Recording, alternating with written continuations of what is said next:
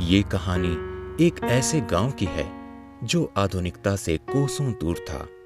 एक ऐसा गांव जहां रोशनी के लिए भी दिए जलाए जाते थे।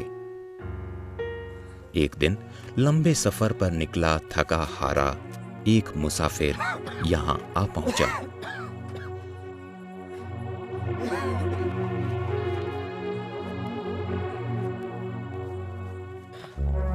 सुकन्या, सुकन्या,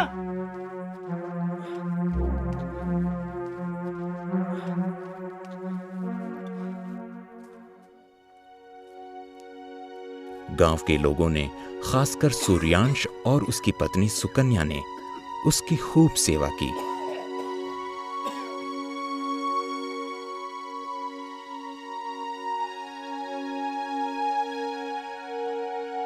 उसकी भूख मिटाई,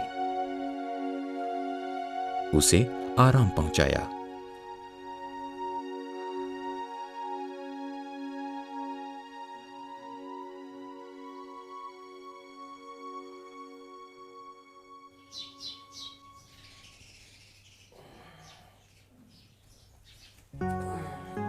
अगली सुबह मुसाफिर अपने सफर पर निकलने लगा।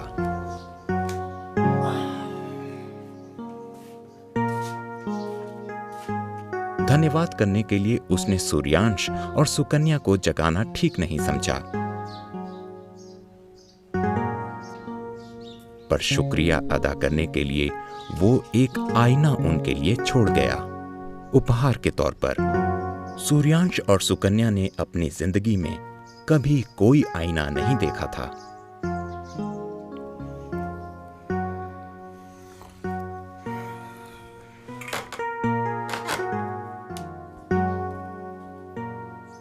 लगता है मुसाफिर चला गया।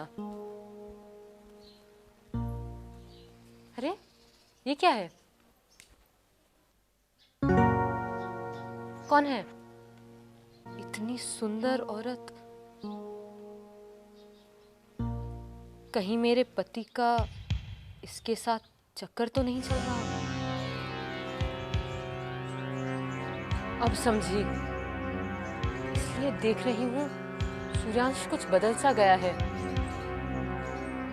मुझसे प्यार भी कम करने लगा है। शायद क्योंकि उसका इस दूसरी औरत से चक्कर चल रहा है।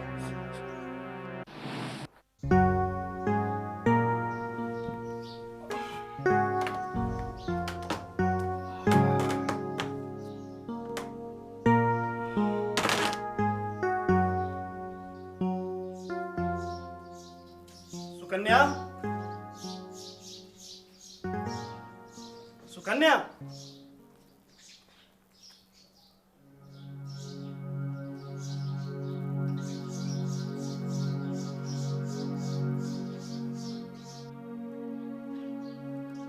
इतना सुंदर आदमी कौन है ये?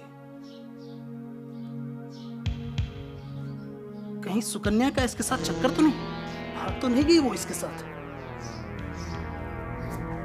दोनों पति पत्नी का ये शक उनका सुख और उनकी शांति छीन बैठा।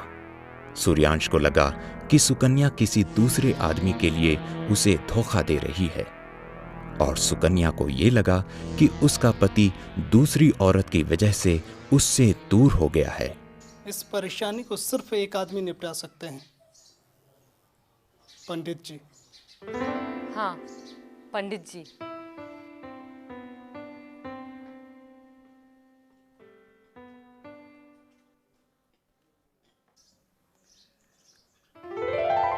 आज मेरा जीवन सफल हो गया। मुझे साक्षात भगवान के दर्शन हो गए। साक्षात भगवान के दर्शन हो गए। हे प्रभु, हे प्रभु, ये मुझे चाहिए।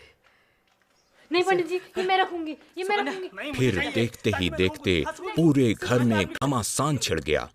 सूर्यांश ने सोचा कि आईना उसके पास होना चाहिए ताकि वो लोगों को बता सके कि उसकी पत्नी किसी और से प्रेम करती है। दूसरी तरफ पंडित जी ने सोचा कि आईने पर उनका हक था, क्योंकि उनके भगवान उन्हीं में बसे थे। सुकन्या को ये लगा कि उसे आईना अपने पास रखना चाहिए ताकि अगर उसका तलाक हुआ तो वो पंचायत को दिखा सके कि किस औरत ने उसका घर उजाड़ा है। इसी बीच वहां से गुरु महाराज जी गुजर रहे थे। घर में मचा शोर सुनकर उन्होंने सबसे पूछा, क्या बात है, ये कैसी लड़ाई? महाराज जी, तीनों ने उन्हें अपनी अपनी दलीलें बताई। ये झूठ बोल रहे हैं महाराज जी। इसमें वो औरत रहती है जिसकी वजह से ये मुझे छोड़ रहा है। मैं झूठ बोल रहा हूँ। नहीं महाराज जी, देखिए। इसमें मेरे भगवान है, मैं इसे नहीं दूंगा। महाराज जी, मैं इसे नहीं दूंगा। गुरु महाराज जी ने महाराज फिर इसमें वो उनसे औरत कहा, रहती है ध्यान से सुनो, ये आईना है सुकन्या। इसमें जो तुमने खूबसूरत औरत देखी वो कोई और नहीं, तुम खुद हो, और ये तुम्हारा ही चेहरा है। और ये सजीला नौजवान भी तुम ही हो सूर्यांश, कोई और नहीं। आईने में दिखती सुंदर परमेश्वर की छवि भी आपकी अपनी छवि है पंडित जी। इस आईने के आगे जो रहेगा उसका अक्स ही इसमें दिखाई देगा।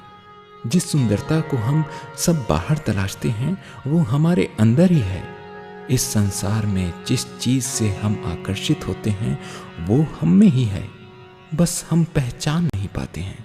अगर ये सत्य हम जान जाएं तो जिंदगी का अर्थ मिल जाए। गुरु महाराज जी इतना कहकर वहां से चले गए। जैसे अपना चेहरा देखने के लिए आईने की जरूरत होती है, वैसे ही मनुष्य को ज्ञान की जरूरत होती है अपने अंदर स्थित आनंद को अनुभव करने के लिए।